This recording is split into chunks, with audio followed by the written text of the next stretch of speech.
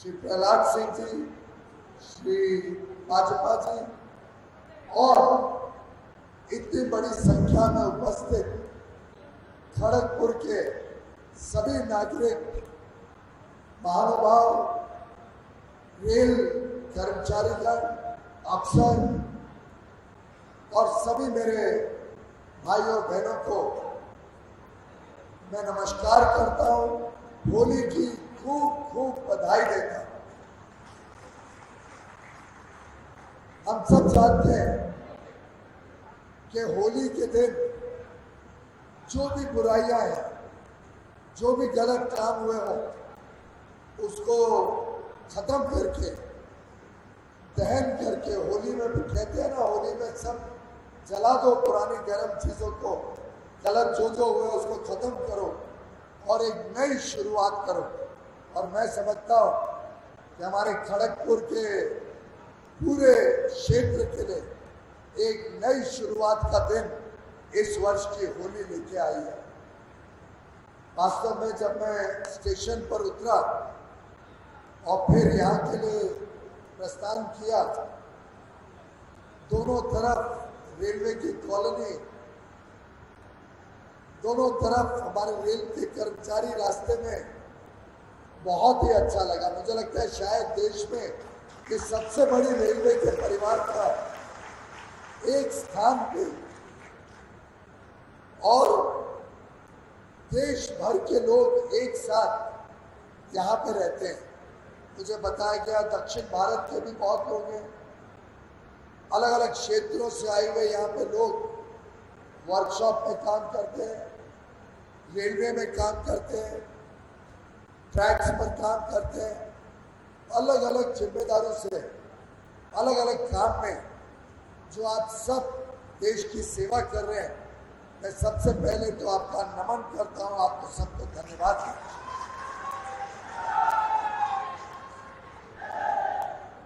पूरा देश कोविड की महामारी से जूझ रहा था, पूरा देश परेशान था, ये क्या चीज है। कोविड का डर सभी को था। आज से 1 साल पहले जब देश में लॉकडाउन अनाउंस हुआ, जब पूरे देश में सबको घर रहने के लिए आदेश हुआ, चिंता थी कि फैलेगा, बहुत जल्दी फैलेगा, तबीयत खराब करेगा, जानलेवा बीमारी है। पर हमारे रेल के कर्मचारियों को लॉकडाउन नहीं था। हमारे रेल के कर्मचारी दिन रात एक करके लॉकडाउन के बीच भी जनता की सेवा में लगे रहे। देश भर में किसानों के लिए फर्टिलाइजर पहुंचाया, गरीबों को अनाज पहुंचाया, बिजली घरों को कोयला पहुंचाया, सबके लिए दवाइयां पहुंचाई। और मैं समझता हूं बिना खुद की चिंता करे, बिना अपने परिवार की चिंता करे, हमारे रेल कर्मचारियों ने देश का मान बढ़ाया, देश की रेलवे का मान बढ़ाया। ये देश सदैव रेल परिवार का कृतज्ञ रहेगा। We will always be obliged। पूरा देश ने देखा किस प्रकार से बड़ी कठिन परिस्थितियों में भी रेलवे के परिवार ने देश का साथ दिया, देश के लिए अपनी जान को भी बौछावर रखना पड़े, एक दिन बार भी सोचा नहीं। और मुझे आज आप सबको बताते हुए खुशी होती है कि इस पूरे कोविड के दौरान जब बड़े बड़े लोग डर के मारे घर से नहीं निकलते थे, बड़े बड़े कारखाने बंद हो गए थे, बड़े बड़े दफ्तर में कोई जाता नहीं था, सबको डर लगा हुआ था, सबके परिवारों को डर लगा हुआ था। लेकिन हमारे रेलवे के एक भी कर्मचारी ने एक बार भी मुझे ये नहीं कहा कि मैं कोविड से डरता हूं, मैं घर पे रहूंगा। सब दिन रात काम में लगे रहे। आखिर रेलवे के परिवार भी हैं, हमारे रेलवे के कर्मचारी अफसरों के भी परिवार है, बाप है, बेटी बच्चे हैं, लेकिन निडर होकर बिना डरे देश की जरूरत को पूरा करना अपना धर्म समझ के देश पर जब संकट आया, उस संकट के सामने लड़ने के लिए हमारा रेल परिवार सबसे आगे की कड़ी में खड़ा रहा, जिसके लिए मैं आप सबका हृदय से धन्यवाद करता हूं। आप सबका बहुत बहुत आभार व्यक्त करता हूं।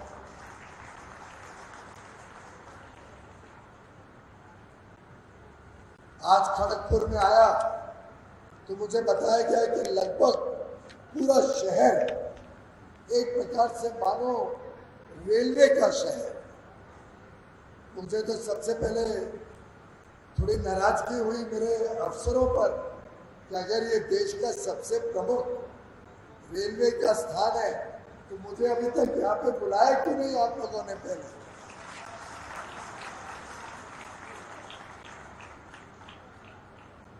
खैर, आज हिरणमय के प्यार में मुझे आप सबके बीच आने का मौका दिया और बहुत अच्छा लग रहा है आप सबको मिलकर। वास्तव में रेलवे एक ऐसा परिवार है जिसमें लोग दिन रात एक दूसरे का भी साथ देते हैं और हमारे समाज के लिए भी दिन रात काम में लगे रहते हैं। यही तो कारण था कि जब हमारे प्रवासी मजदूर देश में अलग अलग इलाकों पे अटक गए थे, अपने अपने घर आना चाहते थे, तब रेलवे ने बिना हिचक के एक बार भी सोचा नहीं, तुरंत 4,600 श्रमिक स्पेशल चलाए। 4,600। और ये श्रमिक स्पेशल दूर दूर से हमारे प्रवासी मजदूरों को अपने घर पे पहुंचाया, रास्ते भर में उनकी सेवा करी, उनकी सुरक्षा का ध्यान रखा, उनको खाना पीना दिया।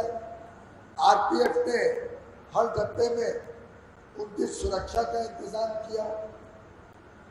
क्या जो लोको पायलट था, क्या जो गार्ड था, क्या जो हमारे कर्मचारियों ने खाने पीने का सामान दिया, पानी बांटा, 2 करोड़ खाने के पैकेट बांटे। 2 करोड़ इन श्रमिक स्पेशल ट्रेन में 2 करोड़ 16 लाख पानी की बोतल बांटी इन श्रमिक स्पेशल में।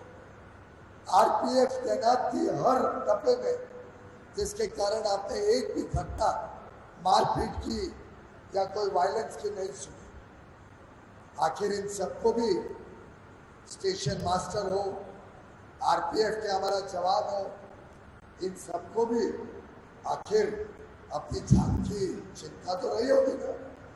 उनके परिवार वाले भी चिंता करते होंगे कि आज काम पे गए, कल लोगों के बीच में दिन भर रहेंगे, पता नहीं कौन संक्रमित हो सकता है।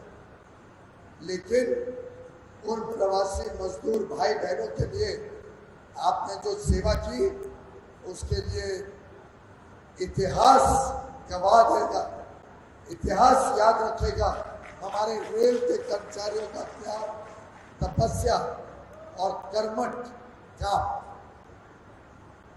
हमने हमारे कई साथी भी खोए इस दौरान। आज मैं उन सबको श्रद्धांजलि देता हूं जिन्होंने अपने खुद की जान की चिंता करे बगैर देश के खातिर पूरे कोविड के दौरान रेलवे की व्यवस्थाओं को चालू रखा, रेलवे के बड़े बड़े इंफ्रास्ट्रक्चर प्रोजेक्ट्स को इम्प्लीमेंट किया। और आज आपको मुझे बताते हुए खुशी होती है कि जहां पूरे विश्व में आर्थिक व्यवस्थाएं चरमरा गई है, जहां पूरे विश्व में और भारत में अर्थव्यवस्था में नरमी आ गई है, कमजोर हो गई है, आपको जान के खुशी होगी कि हाँ, पैसेंजर तो आजकल पूरा आते नहीं है, पैसेंजर्स में आज भी डर है, सभी ट्रेन हम चला नहीं पाते हैं, डर भी है कि बहुत भीड़ होगी तो कोविड फैल जाएगा। लेकिन मालगाड़ी में, फ्रेट में आप सबके सहयोग से, आप सबके परिश्रम से, आप सबके आशीर्वाद से, आप सबकी मेहनत से अब जो पिछले साल रेलवे ने मालगाड़ी में सामान ढोया था, इस साल उससे भी ज्यादा सामान रेलवे ने मालगाड़ी में ढोया। और मेरा अनुमान है कोविड के बावजूद भारतीय रेल परिवार यानी आप सब इस बात पर गर्व कर सकते हैं कि कोविड के बावजूद ये वर्ष 2020-21 जो कल खत्म होने जा रहा है, इस वर्ष में हम इतिहास रचेंगे। इतिहास रेलवे के 68 साल के इतिहास में, 168 साल के इतिहास में, 168 ईयर्स पुरानी है रेलवे, 168 साल के इतिहास में सबसे अधिक अगर मालगाड़ी ने कभी माल ढोया है तो ये कोविड के वर्ष में किया है। और मैं इसके लिए माननीय प्रधानमंत्री नरेंद्र मोदी जी का तहे दिल से धन्यवाद करूंगा, क्योंकि लगातार यानी लगभग हर रोज या हर दूसरे दिन हमारे लोकप्रिय प्रधानमंत्री मुझे फोन करते थे, पूछते थे कैसा चल रहा है, कोई तकलीफ तो नहीं आ रही है, आपके लोग सब सुरक्षित हैं कि नहीं, काम कैसा चल रहा है, इंफ्रास्ट्रक्चर के प्रोजेक्ट्स को आगे बढ़ाना चाहिए। कई सारे प्रोजेक्ट्स हैं जो कई वर्षों से हो नहीं पाए हैं। आजकल आपको ट्रैफिक ब्लॉक भी मिल सकता है कि पैसेंजर ट्रेन तब बंद थी, तो जो लॉन्ग पेंडिंग इंफ्रास्ट्रक्चर प्रोजेक्ट्स हैं वो भी पूरा कर लो। कोशिश करो ज्यादा से ज्यादा प्रोजेक्ट्स में निवेश करो, जिससे गरीबों को, सामान्य मजदूरों को काम मिल सके, उनको रोजगार मिले, उनकी आमदनी बढ़े। और मुझे आप सबको बताते हुए खुशी होती है कि इंफ्रास्ट्रक्चर के निवेश में भी जो हम प्रोजेक्ट्स लगाते हैं, जो नए नए काम होते हैं, सेफ्टी के नई लाइनें लगती हैं, गेज कन्वर्जन होता है, उसमें भी ये वर्ष, कोविड का वर्ष, भारतीय रेल के इतिहास में रिकॉर्ड वर्ष होगा। 1.5 लाख करोड़ रुपए का निवेश हमने रेलवे में इस वर्ष में किया है लगभग। और इसी के कारण माननीय प्रधानमंत्री मोदी जी ने अगले वर्ष के लिए भारतीय रेल को 2,15,000 करोड़ रुपए निवेश करने के लिए बजट में प्रावधान किया है, जिससे हम रेल को और सुरक्षित बना पाएंगे, विकास के कामों को तेज गति से कर पाएंगे और देश की जो समस्याएं हैं, देश की जो आवश्यकताएं हैं, उसको पूरा करने में सफल हो।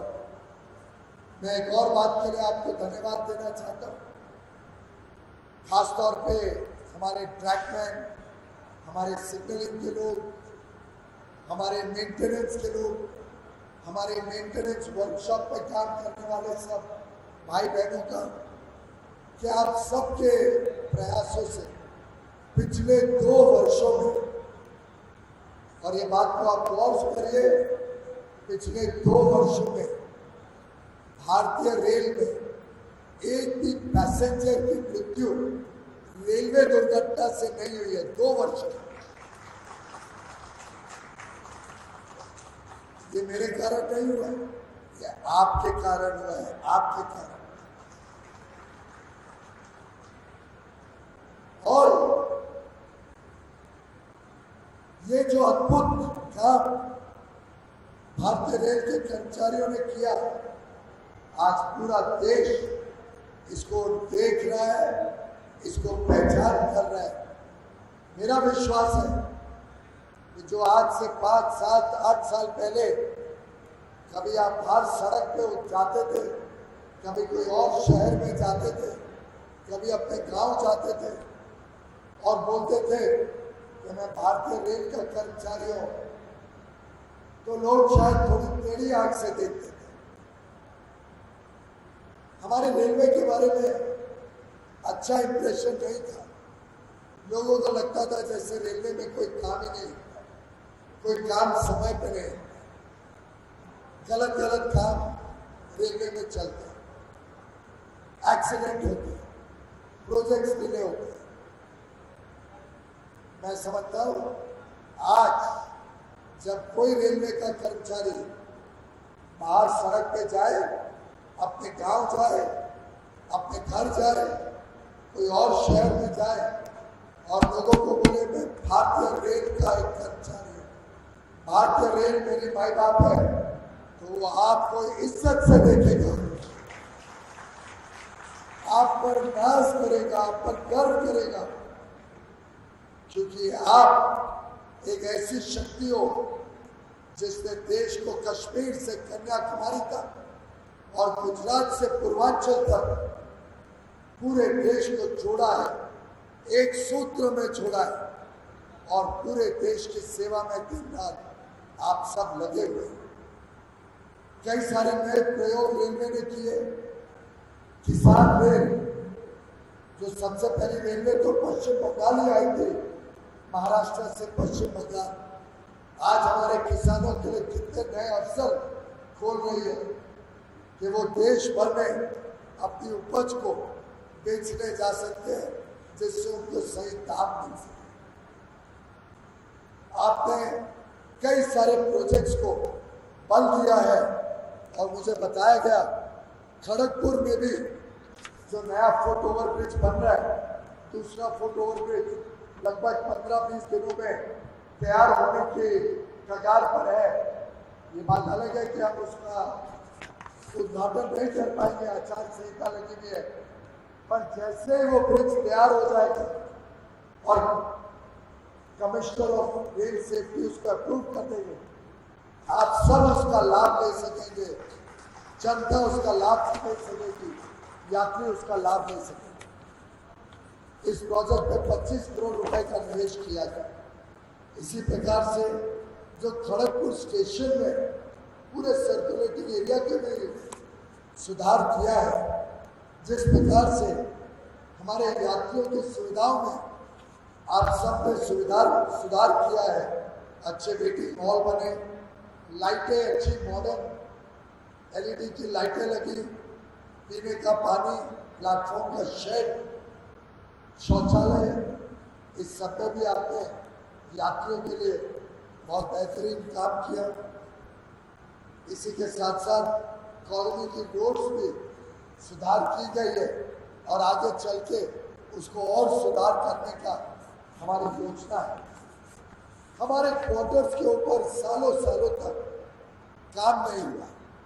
मैंने आदेश दिया है RLTA को और इंडियन स्टेशन डेवलपमेंट कॉर्पोरेशन को, IRSDC, तो ये दोनों संस्थाएं हमारी सब कॉलोनीज को पब्लिक प्राइवेट पार्टनरशिप में पूरी तरीके से नया बनाने के लिए प्रयास करें, जिससे हमारे सब कर्मचारियों को एक इज्जत वाला अच्छा घर मिलेगा, इसमें अच्छा शौचालय होगा, अच्छी बिजली होगी, पीने का पानी होगा नल से, और किसी को असुविधा नहीं होगी।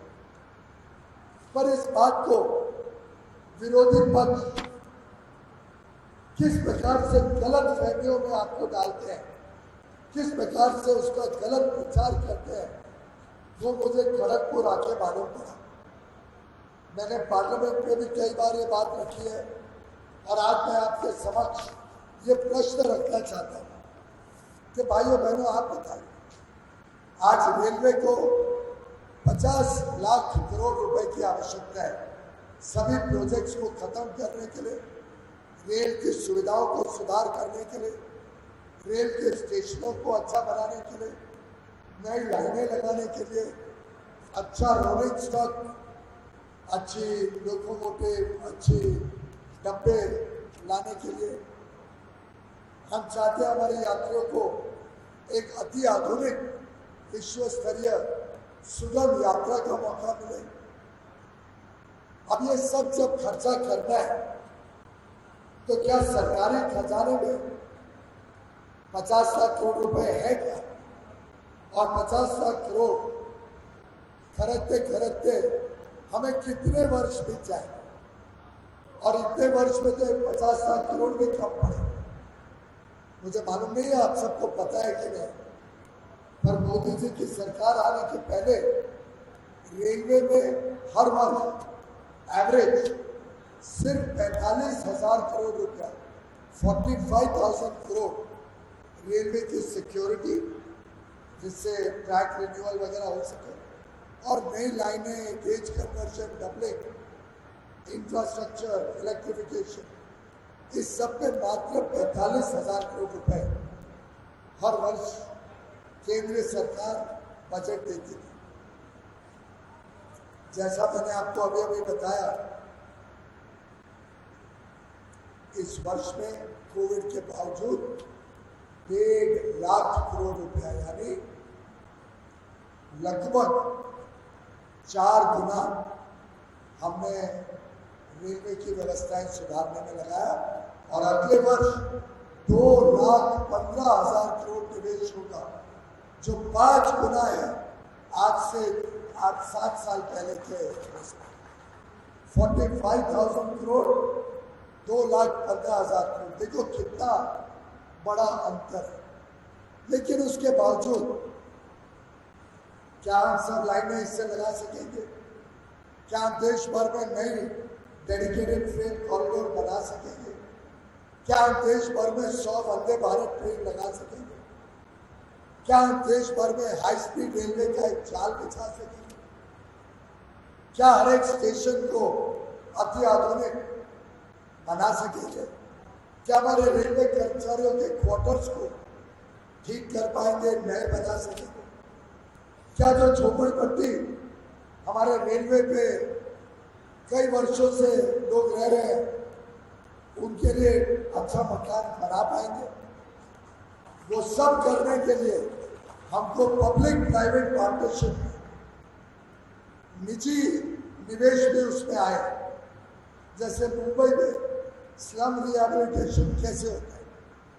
एक जमीन का टुकड़ा है, उसमें एक हिस्से में जो झोपड़पट्टी है उसके लिए नया घर बनाया जाता है। नया घर बनाने के लिए राज्य सरकार हमें परमिशन देती है, और वो नया घर बना के राज्य सरकार उन सबको एक अच्छा भविष्य के लिए घर देती है, और बाकी जमीन पे दूसरों के लिए घर बना के उसको क्रॉस सब्सिडी करके गरीबों का भी उद्धार हो जाता है, और बाकी लोगों को भी एक अच्छा घर मिलने का मौका मिल जाता है। इसी प्रकार से हमारे रेलवे कर्मचारियों के लिए भी अगर हम इस मॉडल में जाते हैं तो हम सबके लिए भी अच्छा घर बन जाएगा। लंबी ऊंची बिल्डिंगों में, अच्छे घर में हम सब रहेंगे। हमारे बच्चों को एक अच्छे मकान की सुविधा होगी, और बाकी इलाके को डेवलप करके पूरे खड़गपुर को एक सुंदर शहर, एक बड़ा ही स्वच्छ, सुंदर और स्मार्ट सिटी बनाने के लिए हम सब काम कर सकते हैं। और मैं आपको विश्वास दिलाता हूं, भारतीय रेल ये देश की संपत्ति है, ये भारत माता की संपत्ति है, ये आप सबकी संपत्ति है, ये जनता की संपत्ति है। इसको कोई हाथ नहीं लगा सकता, ये कभी प्राइवेटाइज नहीं होगी।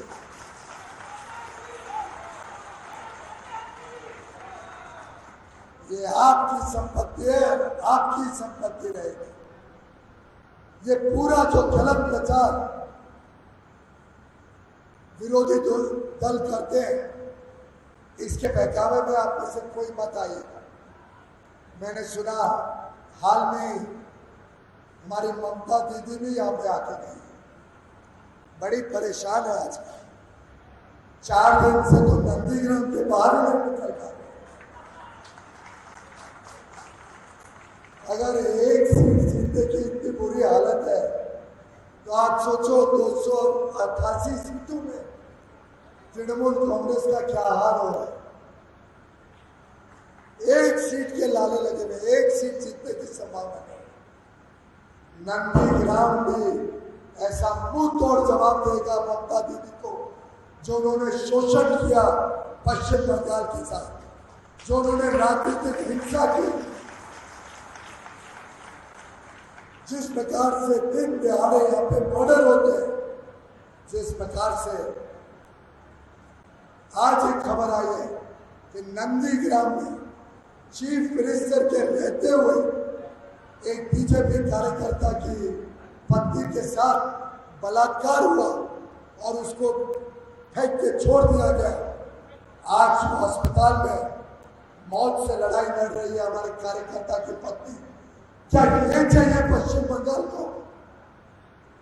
क्या ये वो माटी है जो गुरु रविंद्रनाथ टैगोर ने जिसका गौरव गान किया था, जो स्वामी विवेकानंद की माटी है? क्या इस प्रकार की राजनीतिक हिंसा, इस प्रकार का झूठ फरेब, इस प्रकार का शोषण आप लोग होने देंगे? क्या आप होने देंगे? ऐसा कभी भी नहीं। मैं समझता हूं, आप रेलवे के भी प्रोजेक्ट्स देख लीजिए। मैं देख रहा था रेलवे के पश्चिम बंगाल में कितने प्रोजेक्ट चल रहे हैं। 53 पश्चिम बंगाल में प्रोजेक्ट्स चल रहे हैं, जिसमें 50,000 करोड़ का इन्वेस्टमेंट निवेश होने वाला है। 53 में 16 प्रोजेक्ट नई लाइनों के।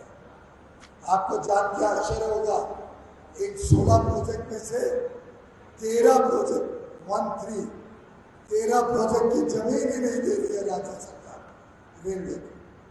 यानी ये सब प्रोजेक्ट लटके पटके पड़े हैं, उनका खर्चा बढ़ते जा रहा है, जनता की सेवा नहीं कर पा रहे हैं। और नाम किसका बिगड़ता है? हमारे रेलवे परिवार का नाम बिगड़ता है। 16 में से 13 प्रोजेक्ट की जमीन आज हमारे पास नहीं है। और आपको जान के आश्चर्य होगा, इसमें सबसे पुराना प्रोजेक्ट 1974 का, यानी आज से कितने साल पहले, 47 साल पुराना प्रोजेक्ट आज भी पश्चिम बंगाल में हम कर नहीं पाए।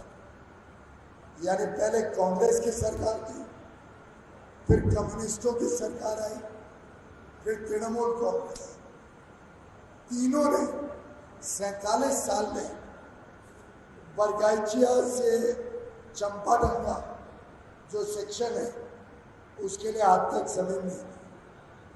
110 किलोमीटर का पूरा प्रोजेक्ट था, हावड़ा अमटा और बरगाईचिया चंपादंगा। उसमें बरगाईचिया चंपादंगा का आज भी लगभग 65 किलोमीटर हम लगा नहीं पा रहे हैं, क्योंकि जमीन नहीं मिलती। ऐसे ही 1983 में बालूरघाट से एकला आई 163 किलोमीटर का प्रोजेक्ट अप्रूव हुआ था। उसमें भी आज तक 76 किलोमीटर हम लगा नहीं पा रहे हैं, जमीन नहीं। ऐसे में पूरी लिस्ट आपको बता सकता हूं। 4 गेज कन्वर्जन के प्रोजेक्ट है, उसके लिए भी जमीन नहीं। डबलिंग के प्रोजेक्ट्स, भगवान के आशीर्वाद से थोड़ी बहुत जगह हमारे पास जमीन थी तो उसको हम कर पा रहे। बाकी उसके भी 33 में से 11 प्रोजेक्ट डबलिंग के भी लटक गए, क्योंकि जमीन नहीं देती है राज्य सरकार। क्या ऐसी परिस्थिति में प्रदेश का विकास हो सकता है? क्या प्रदेश का भविष्य उज्जवल होगा? मेरा मानना है कि अब समय आ गया, अच्छी ईमानदार सरकार पश्चिम बंगाल में चाहिए। हमें एक ऐसी सरकार चाहिए जो कहे कि अब बम बंदूक गुंडा राज और हिंसा चलबे ना।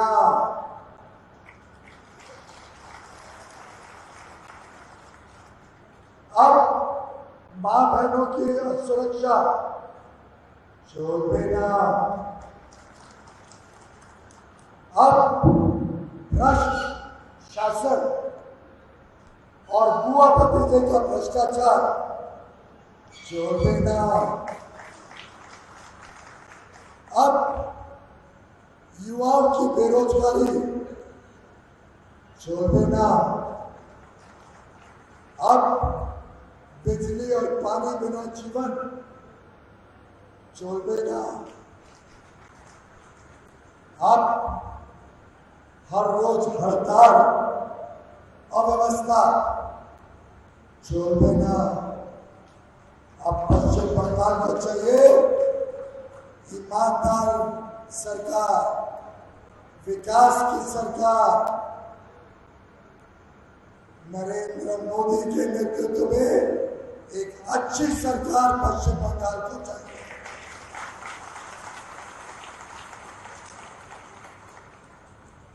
जिस बंगाल में गुरु रविंद्रनाथ टैगोर ने हर भारतवासी को एक सोनार बांग्ला की कल्पना की थी, हर पश्चिम बंगाल वासी को प्रेरणा दी थी कि पश्चिम बंगाल देश को तेज गति से बढ़ने में सबसे आगे रहेगा। मैं समझता हूं अब वो सोनार बांग्ला का सपना हम सबको पूरा करने का समय आ गया है। खड़गपुर को एक शिव मंदिर के नाम पे नाम मिला था खड़गपुर। खड़गेश्वर मंदिर है यहाँ पर। मैं समझता हूं अब समय आ गया है कि दुर्गा पूजा जब करनी हो, दुर्गा विसर्जन करना हो, सरस्वती माँ सरस्वती की पूजा करनी हो, तो अब किसी को कोर्ट कचहरी नहीं जाना पड़ेगा। राज्य सरकार इसकी सुविधा आप सबको देगी। भारत का सबसे पहला IIT खड़गपुर में शुरू हुआ था। उसके बाद खड़गपुर में क्या विकास हुआ? खड़गपुर में अस्पताल की हालत सुधरी क्या? खड़गपुर में नए अच्छे स्कूल कॉलेज बने क्या? क्यों खड़गपुर विकास से वंचित रहा जब आप सब इतनी मेहनत करते हैं खड़गपुर के विकास के लिए? इसलिए क्योंकि यहाँ पे सिंडिकेट राज चलता है, टोलबाजी चलती है। बुआ भतीजा का अत्याचार अब खड़गपुर का कोई रहने वाला इसको कदापि आगे चलने नहीं देगा। जैसे आपने 2019 के चुनाव में निडर होकर बिना डरे अपना वोट दिलीप घोष जी को देके उनको यहाँ का सांसद बनाया, जैसे खड़गपुर में पूरे उत्साह के साथ बिना भय के बिना डरे फियरलेसली आप सबने अपना वोट डाला। ये अब चुनाव फिर कसौटी है हम सबके लिए। कोई डरने की आवश्यकता नहीं है। पूरी सेंट्रल रिजर्व फोर्सेस यहाँ पे सुरक्षा दे रही है। और आपने देखा पहले चरण के चुनाव में एक भी जगह हिंसा नहीं हुई, एक भी जगह बम नहीं फटा, एक भी जगह रिपोल नहीं हुआ, क्योंकि अब अधिकारी और पुलिस भी समझ गई है कि अब ममता दीदी का अत्याचार छोड़े ना।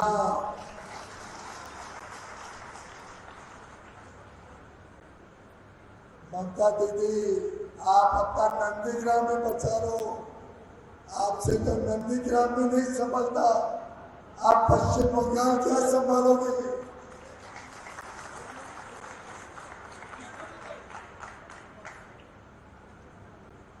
आप सबने देखा होगा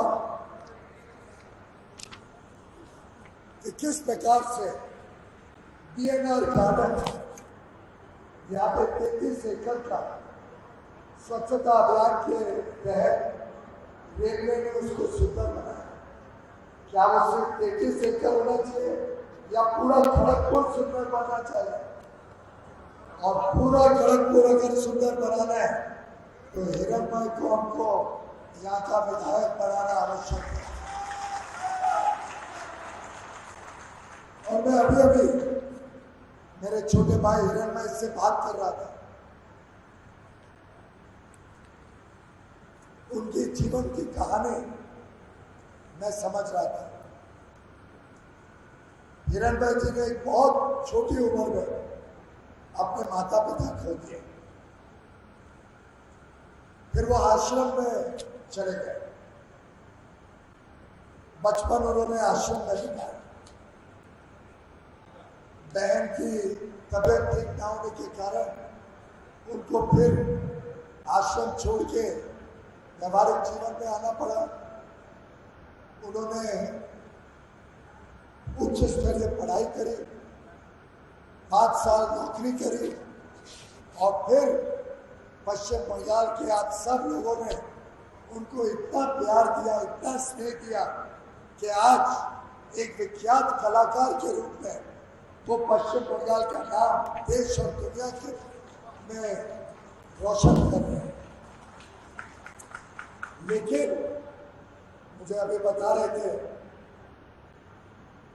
कि भाई साहब, जब मैं खड़गपुर में गांव में गलियों में जाता हूँ, बस्तियों में जाता हूँ, उन 65 बस्तियों में जब घूमता हूँ, लोगों की गरीबी मेरे से देखी नहीं जाती।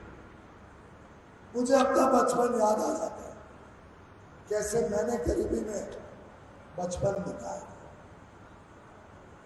हमारे देश के प्रधानमंत्री ने भी अपना बचपन एक रेलवे स्टेशन पे चाय बेच के गरीबी में बिताया था। इसलिए उनके दिल में दर्द है, इसलिए वो समझ सकते हैं कि गरीबी क्या होती है, गरीबी की कठिनाइयां क्या होती है, और उसी के रहते।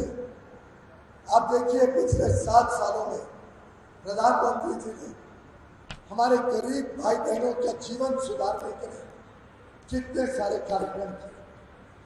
हमारी माता बहनों की इज्जत, उनकी डिग्निटी रखने के लिए आज 11 करोड़ मुफ्त में शौचालय बने हैं। हर घर के लिए शौचालय प्रधानमंत्री जी के आशीर्वाद से इस देश में बना है। माता बहनों को चूल्हे पे खाना ना बनाना पड़े, उसके लिए लगभग हर घर तक, खासतौर पे गरीबों के घर में तो मुफ्त में LPG गैस का कनेक्शन दिया गया। आज देश में हर घर में बिजली पहुंचाई गई। हमें गर्व है हमारे प्रधानमंत्री पर, जिन्होंने ये ठान लिया है कि हर गरीब की खुद का छत होनी चाहिए, हर गरीब का खुद का घर होना चाहिए। और प्रधानमंत्री आवास योजना के तहत पश्चिम बंगाल में भी लगभग 23-24 करोड़ लाख लोगों को, 23-24 लाख परिवारों को प्रधानमंत्री आवास योजना में खुद का घर मिला। हम सबको पता है कि देश भर में 50 करोड़ गरीब और निम्न मध्यम वर्ग लोगों को मुफ्त में स्वास्थ्य के लिए इलाज की सुविधा आयुष्मान भारत के तहत हर परिवार के लिए 5 लाख रुपए तक प्रधानमंत्री मोदी जी ने उपलब्ध कराई। अब ये दुर्भाग्य है कि ममता दीदी उस कार्यक्रम को भी पश्चिम बंगाल में लागू नहीं कर रही। जो सुविधा मोदी जी आपको देना चाहते, यहाँ के गरीब भाई बहनों को देना चाहते, उसको भी यहाँ गरीबों तक दीदी पहुँचने नहीं देती। हमारे किसान भाई बहन, हमारे अन्नदाता दिन रात परिश्रम करते हैं, उनके लिए 6,000 रुपए हर वर्ष मानधन के रूप में दिसंबर 2018 से शुरू किया गया। लेकिन ममता दीदी ने उस कार्यक्रम को आज तक पश्चिम बंगाल में लागू नहीं होने दिया। उसकी किसानों की लिस्ट दिल्ली भेजने और हमारे किसान भाई बहनों को लगभग 3 वर्ष का पैसे से वंचित रखा, उनके साथ अन्याय किया। और भारतीय जनता पार्टी की सरकार जैसे ही पश्चिम बंगाल में आएगी, हम यहाँ से वेरीफाई करके किसानों की लिस्ट दिल्ली भेजेंगे और 3 साल का 6,000 रुपये हर वर्ष के हिसाब से 18,000 रुपये सीधा हमारे किसानों के बैंक खाते में हर एक किसान को मिलेगा। 18,000 रुपये 3 साल का, जो दीदी ने पहुंचने नहीं दिया। मैं समझता हूं अलग अलग प्रकार से इस देश में गरीबों का जीवन सुधरे, हमारे युवा युवतियों को नए काम के अवसर मिले, हमारे रेलवे में जो वर्कशॉप्स है इसको अति आधुनिक बनाया जाए, मॉडर्नाइज किया जाए। परिश्रम के साथ साथ सुविधा भी होनी चाहिए, चाहे वो मेजरिंग इक्विपमेंट हो, चाहे वो टूल्स हो, चाहे वो मशीनरी हो। आज विश्व ने इतनी तरक्की की है, अब रेलवे की वर्कशॉप में भी हमको ये सब टेक्नोलॉजी आप सबके लिए उपलब्ध कराने की जिम्मेदारी है। इसी प्रकार से जो हमारे यहाँ पे गरीब लोग बस्तियों में रहते हैं, और मुझे बताया गया खड़गपुर में 65 बस्तियां हैं। ये बस्तियों का पुनर्वास करना, इन बस्तियों को फिर से जगह देके स्थापित करना, ये राज्य सरकार इतने वर्षों में जो अब तक अपनी जिम्मेदारी नहीं निभाई है, वो भारतीय जनता पार्टी की राज्य सरकार आने के बाद इस काम को अपने हाथ में लेगी और रेलवे उसमें उनका पूरा सहयोग करेंगे। और हम मिलकर, हम तो सब रेलवे वाले जानते हैं डबल इंजन लगा के ट्रेन कैसे फास्ट दौड़ती है, ऐसे ही केंद्र में भाजपा की सरकार, पश्चिम बंगाल में आएगी भाजपा की सरकार 2 मई को।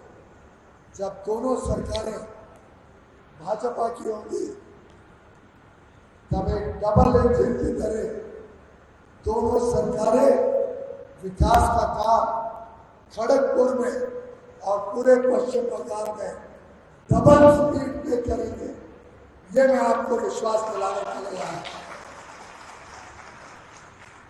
और जो मुझे भी हिरण भाई ने बताया, बस्तियों में ड्रेनेज सिस्टम की हालत खराब है, पानी नहीं पहुंचता। अभी अभी जाके बिजली पहुंची है उनको। ये सब सुविधाएं सुरक्षित रहेंगी और उसको और सुधारा जाएगा, ये विश्वास दिलाने के लिए मैं आपके पास हूं। हमारे रेल के कर्मचारी जो दिन रात मेहनत करते हैं, वो सब भली बातें जानते हैं कि रेलवे कितनी कठिनाई के दौर से गुजर रही है। पैसेंजर ट्रैफिक इतना कम हो जाने के कारण लगभग 40-45 हजार करोड़ का इस वर्ष घाटा होगा रेवेन्यू में। पैसेंजर ट्रैफिक पूरी तरीके से कम हो जाने के बाद, उस सब लॉस के बावजूद जब पिछले वर्ष दशहरा आया और हमारे यूनियन लीडर सोचते थे कि इस बार तो हमको बोनस नहीं मिलेगा, तब मुझे आपको बताते हुए खुशी होती है, माननीय प्रधानमंत्री जी के सामने जब ये प्रस्ताव आया, उन्होंने कहा नहीं, ये रेलवे के कर्मचारियों तो हमारे कोविड के वॉरियर्स हैं, इन्होंने तो दिन रात मेहनत की है कोविड के दिनों में।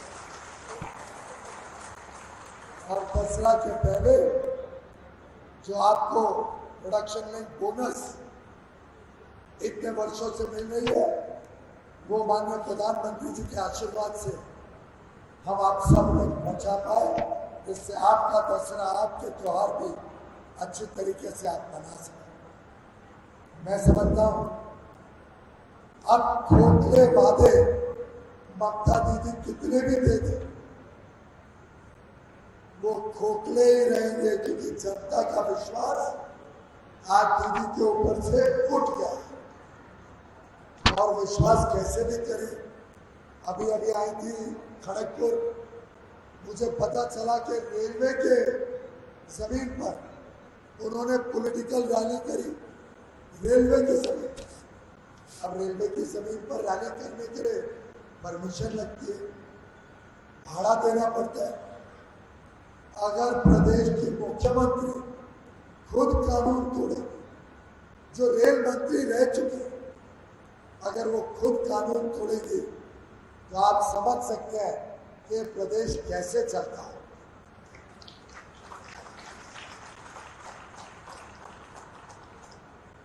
और मैं समझता हूं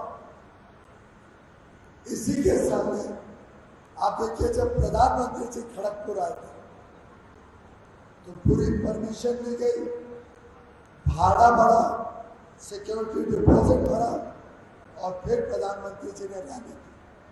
आज ये हॉल में कोई अपने खैरात में नहीं लिए, इसका भाड़ा बढ़ा है ना, पूरा भाड़ा भर के हमने ये रैली आपके साथ। ऐसी ईमानदार सरकार अब पश्चिम बंगाल को चाहिए। अब परिवर्तन अनिवार्य है। अब पश्चिम बंगाल में परिवर्तन होगा और वो परिवर्तन की कड़ी खड़गपुर से शुरू होनी चाहिए।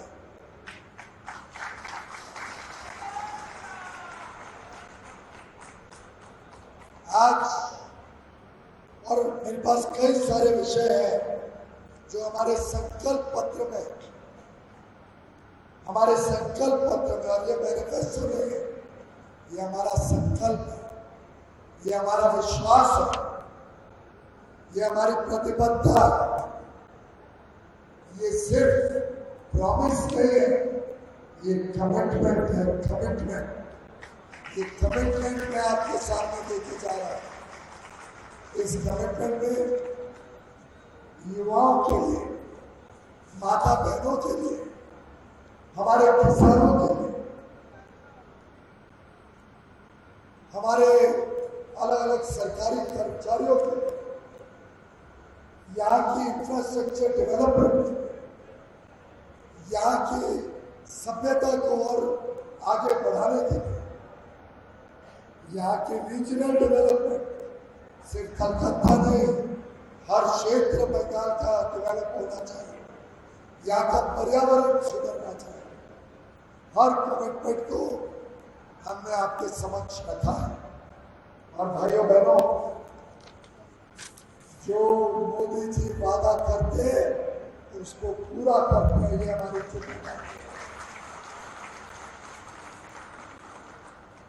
है। एक अच्छी सरकार, ईमानदार सरकार ही ये सब संकल्प कर पाएगी, क्योंकि जो पैसा सरकारी खजाने में आना चाहिए वो आ जाता है आपके माफिया के पास, आपके सिंडिकेट के पास, कट मनी में, टोलबाजी में।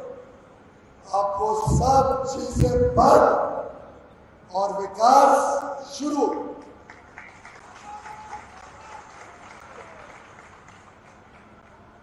और ये संकल्प शुरू होगा रेलवे के परिवार के साथ। मैं आप सबको आज जिम्मेदारी देके जाना चाहता हूं।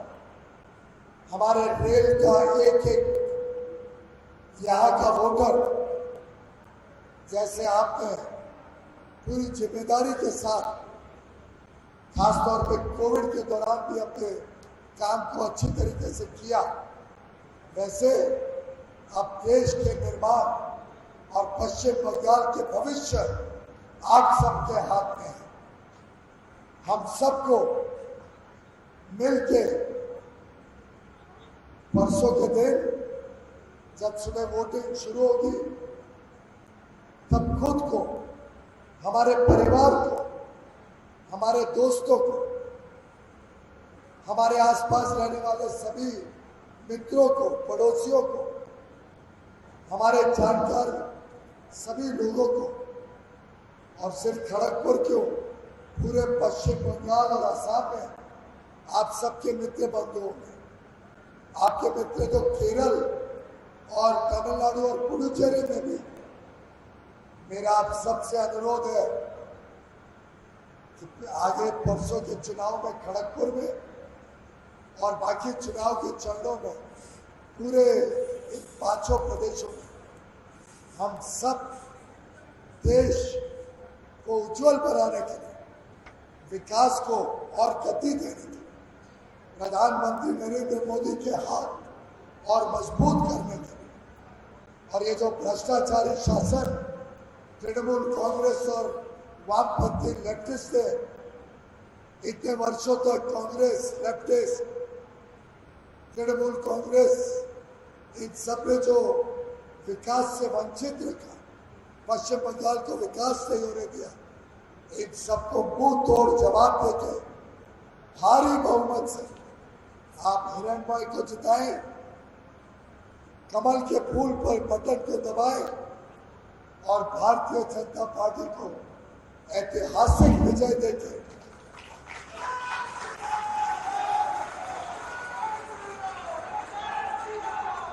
आपकी सेवा करने का मौका दे। आपने सबको आजमा के देख लिया, आपने सबको समय समय पे सरकार बनाने का मौका दिया। इस बार भारतीय जनता पार्टी को आजमाइए। इस बार भारतीय जनता पार्टी के युवा नेताओं को, अच्छे कर्मठ ईमानदार हमारे विधायकों को चुनकर एक अच्छी ईमानदार सरकार, एक विकास से प्रेरित सरकार जो असली मायने में इस प्रदेश का परिवर्तन करे, असौल परिवर्तन से इस प्रदेश को लाभ मिले, ऐसी सरकार को चुन के भेजेंगे। मैं आज आप सबके सामने एक भविष्यवाणी करके जा रहा हूं। इस बार के विधानसभा चुनाव में भारतीय जनता पार्टी 260 से अधिक सीटें लेगी।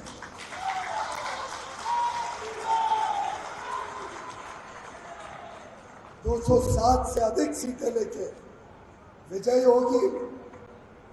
पूरे प्रदेश में आज भारतीय जनता पार्टी को जो उत्साह मिल रहा है, जो प्रधानमंत्री जी, हमारे अध्यक्ष नड्डा जी, प्रदेश के अध्यक्ष दिलीप घोष,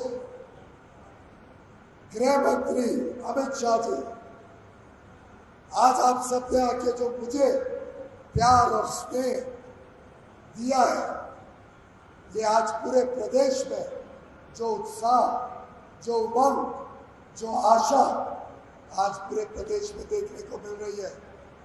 मेरा विश्वास है असौल परिवर्तन की लहर अब पूरे प्रदेश में फैल गई है और खड़गपुर ऐतिहासिक विजय, कम से कम 50,000 की लीड के साथ हिरणमय को आप यहां से चुन के भेजेंगे। और मुझे तो आज का आपका उत्साह देख के, जो आज पूरे प्रदेश में, जो आज प्यार, जो आज विकास के लिए जो उत्साह देखने को मिल रहा है, मुझे तो लगता है शायद खड़गपुर में पूरा एक तरफा चुनाव हो जाएगा और पता नहीं 1 लाख वोट से भी जीत सकते हैं। और दोनों बाकी पार्टीज अपना डिपॉजिट हार जाए, उनको डिपॉजिट वापस ना मिले, ऐसा जिम्मेदारी मैं आज आप सबको छोड़ के जा रहा हूं। जो हमारे रिटायर्ड कर्मचारी हैं, जिन्होंने पूरा जीवन रेलवे को समर्पित किया, सेवा करी, उनको भी मैं आज नमन करता हूं आपकी सेवाओं के लिए। और मुझे विश्वास है कि आप चाहेंगे एक उज्जवल भविष्य अपने परिवार के लिए, अपने बच्चों के लिए, अपने नाता नाती के लिए, और उस अच्छे भविष्य के लिए मुझे विश्वास है आप सब भारी मात्रा में आने वाली 1 तारीख को किसी के बहकावे में नहीं आएंगे, पूरी तरीके से भारतीय जनता पार्टी को विजयी बनाने में अपना योगदान देंगे। और जैसे कहते हैं कि भारत को एक समय विश्व गुरु कहा जाता था, अब अगर भारत को फिर एक बार विश्व गुरु बनाना है तो जब तक पश्चिम बंगाल में परिवर्तन नहीं होगा तब तक भारत भी विश्व गुरु नहीं बन पाएगा। तो पश्चिम बंगाल को मार्ग दिखाना पड़ेगा, पश्चिम बंगाल को शुरुआत करनी पड़ेगी। पश्चिम बंगाल अब रास्ता दिखाएगा और पूरा देश चल पड़ेगा एक विश्व गुरु बनने के लिए। आप सब आज यहाँ पे मेरे पास सुनने के लिए आए, आप सबका बहुत बहुत धन्यवाद। दोनों मुट्ठी उठा के बोलिए भारत माता की, और जरा तेज, भारत माता की। नंगे ग्राम तक आवाज पहुंचे, भारत माता की। जय श्री राम, जय श्री राम, जय श्री राम। वंदे वंदे वंदे। बहुत बहुत धन्यवाद।